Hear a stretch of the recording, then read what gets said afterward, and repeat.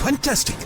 അതെങ്ങനെ എന്റെ കയ്യിൽ വന്നു, ആര് തന്നു എന്നൊന്നും എന്നോട് ചോദിക്കരുത്, ഞാൻ പറയില്ല. നോ സാറേ, അതൊക്കെ എന്റെ ഒരു ബിസിനസ് സീക്രട്ട് ആയിട്ട് കരുതിയാൽ മതി. സാറും ഒരു ബിസിനസ്സുകാരനല്ലേ? ബിസിനസ്സിൽ പെറ്റ തള്ളെ പോലും ഞാൻ വിശ്വസിക്കില്ല. വിശ്വസിച്ചവരെ ഈ ചന്ദ്രഗിരി ദേവരാജൻ ചതിക്കുകയുമില്ല.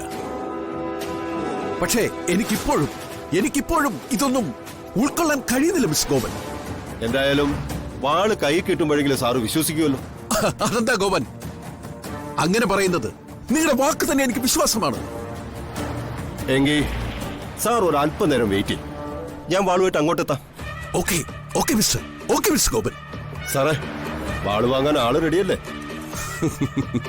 ഓഷുവ, വാള് വാങ്ങുന്നത് മിസ്റ്റർ ഗോപൻ ഈ ഞാൻ തന്നെയല്ലേ? ചന്ദ്രഗിരി ദേവരാജൻ. സാറേ, ആ വാള് കൈ തരുന്നതിന് മുമ്പ് എന്റേതായ ചില ഡിമാൻഡ്സ് ഉണ്ട്. അത് സാർ അംഗീകരിച്ചാലേ വാള് ഞാൻ കൈ തരത്തുള്ളൂ. പറയൂ മിസ്റ്റർ ഗോപൻ.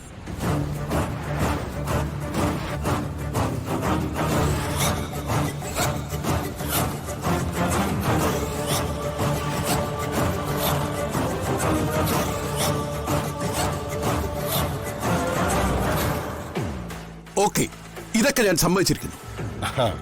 ആ വാള് ഞങ്ങൾക്ക് വേണം, അത്രേ ഉള്ളൂ. അപ്പോ നിങ്ങൾ അതുമായി വേഗം വരൂ. Okay okay sir.